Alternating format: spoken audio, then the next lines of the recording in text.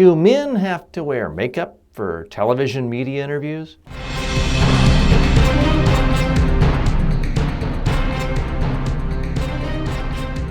Speaking, the show about effective speaking in public, to the media, at work, and in life. Speaking with TJ Walker. This question comes from Jared Bro at the Broadcast, one of my professional colleagues whom I have a lot of respect for. The simple answer is yes, of course men have to wear makeup. Here's the problem. Everyone on TV, for the most part, wears makeup. Every news anchor, TV reporter, sitcom star, movie star. So every man and every woman you see on your TV screen, there are exceptions, but for the most part, they are wearing makeup. So when you don't wear makeup, you're the one who stands out. It's kind of like showing up at a pool party wearing a tuxedo, or showing up at a formal black tie dinner party wearing a swimming suit. Swimming suits are fine in certain occasions. Tuxedos are fine in certain occasions, but when you don't use the right thing at the right time, it looks weird. And that's the problem with showing up on television without makeup. Now, the question was specific to men. I guess the assumption is it's fine for women to wear makeup or need to because this might be unfair.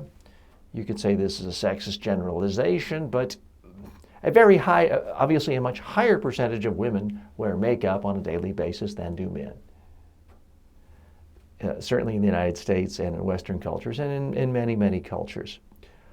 And it certainly is not considered unusual or odd for women to wear makeup in general or on television. A lot of men still have the sense that, it's not masculine to wear makeup. About 8 years, I've been doing how-to videos on public speaking and media training for many, many years, 20 years plus, on YouTube since about 6 months after YouTube was founded. One of the early videos I did on YouTube was specific to how men should apply makeup. Now this had it's no longer up unfortunately, but there were tens of thousands of views for this video. The interesting thing to me was how vicious and nasty some of the comments were. You can't imagine how nasty the bile that came out of people just because I was giving simple how-to information on how men should wear makeup. So let's hop right into the basic advice I do give my professional clients. Now, with men, it is a little different than women in that you really don't want to be seen as wearing makeup. So what the makeup does is it doesn't dramatically improve your looks, but it does keep you from from looking worse, because a lot of people under the harsh lights of a TV studio will look much worse than usual. Someone who looks fine in person, you put them on set without any makeup, and their features can look waxy. They can get a little bit of a shine on. Their nose is shining, their forehead is shining. So here's what I consider the minimum. And forgive me, those of you who are listening on the audio-only version of this podcast, I am holding up now some basic mosaic powder. It's a bunch of powder of different colors. I take a brush, I swirl it around. And by the way, I've already done this today because I've been making a lot of shows. And I just put it all over my face, my forehead, mostly my nose. And that diminishes the shine. So I'm not trying to dramatically alter my looks. Makeup is not going to all of a sudden turn me into a heartthrob. It's not going to make me George Clooney or Brad Pitt. But what it does is reduce the shine. Therefore, things are less distracting. So that's really the only thing that you have to do, in my opinion.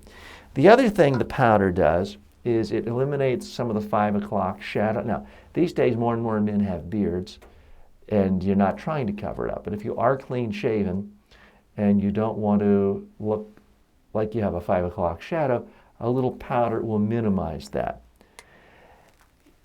That's the basic thing you need to do to just look a little bit better, not look waxy, not look shiny, not look plastic. There are a few other relatively easy things to do. Some of you are going to laugh at me, but I'm revealing all to you.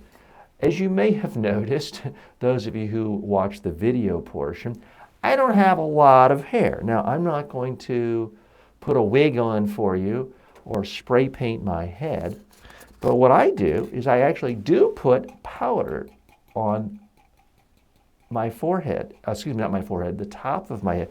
This doesn't make me look like I have a big thick head of hair, but what it does, and I blend this in, is it takes the shine away from my scalp.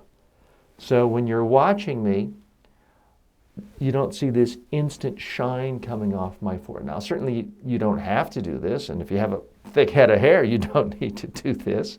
But for men with thin hair, and women could do this too, if you have thin hair, a balding head, just putting powder on the top of your, now you can use regular mosaic powder too.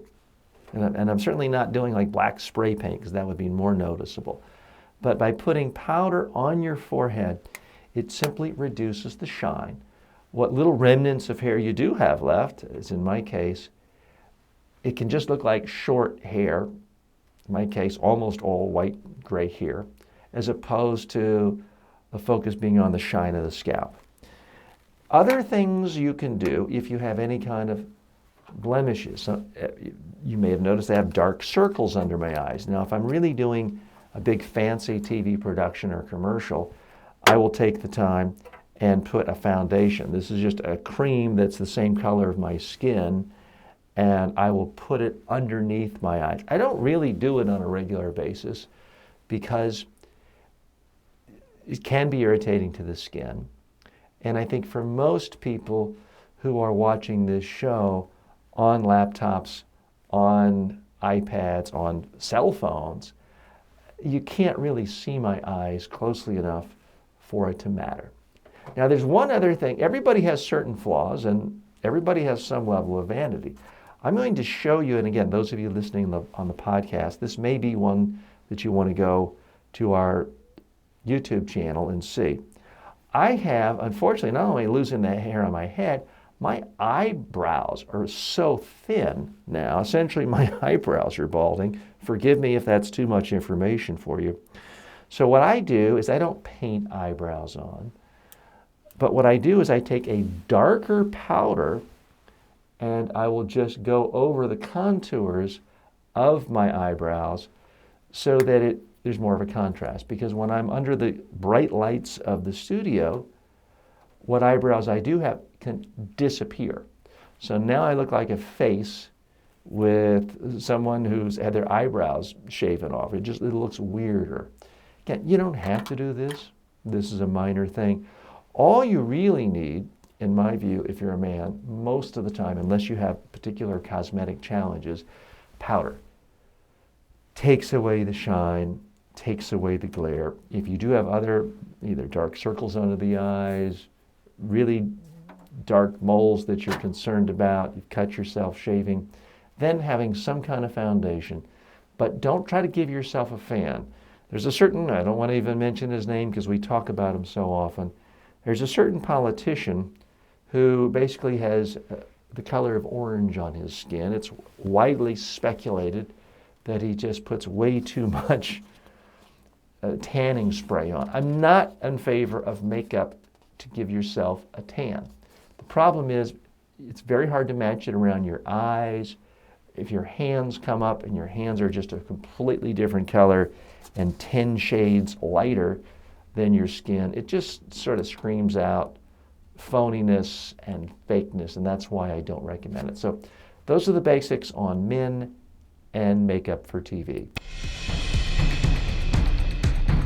Do you have a speaking-related question for #1 USA Today best-selling author T.J. Walker? For more than 30 years, Walker has been a public speaking coach and media trainer to presidents of countries, prime ministers, CEOs, Nobel Peace Prize winners, professional athletes, and Miss Universes. Send your questions to info@mediatrainingworldwide.com. or on Twitter at TJ Walker. In our media training segment for today, what doesn't work? Sarcasm. A lot of people think they're being funny and cute. They get quoted in the media, and the sarcasm, the humor part, doesn't come out. Case in point, this happened recently in a very high-profile case involving the professional wrestler Hulk Hogan and the website Gawker. The former editor was being deposed, or he was in the courtroom, Albert J. Dallario. It's an invasion of privacy lawsuit brought about by Hulk Hogan. The website had posted video of Hulk Hogan having sex with a friend's wife. Don't ask. But the lawyer for the other side says, can you imagine a situation where a celebrity sex tape would not be newsworthy?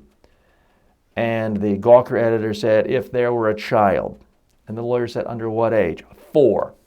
Now, later, the editor said he was just being sarcastic, just being flippant. The problem is, the Drudge Report, numerous websites all over the world were quoting a Gawker editor saying, only under age 4, implying that if a celebrity were having sex with a 5-year-old, a 6-year-old, they would still run the video, destroy the privacy. It made Gawker, not to mention this particular editor, seem incredibly crass, disgusting, just horrific monsters, and it created sympathy for Hulk Hogan. And that's really the problem here, folks. Be very, very careful, especially if you're in litigation or you're in any high-profile situation where things can be misinterpreted. Humor works when someone is in the room with you, when they can see your tone of voice, see the uplifted eyebrow, but when it's converted into text and edited down and taken out of context, as is inevitable in a high-profile situation with media coverage, you can end up looking like a complete idiot, and that's really the problem here. So, folks, remember, humor, sarcasm, not going to work for you in times of crisis when there are a lot of people covering the news story. I'm TJ Walker. Thanks so much for joining me today. As always, may all of your presentations in life be a huge success. Speaking with TJ Walker is the #1 rated daily streaming TV and radio show devoted to all aspects of speaking and communication. If you received value from this show, then please subscribe to it at MediaTrainingWorldwide.com. Please review the show, leave comments, and share it with your friends and colleagues today.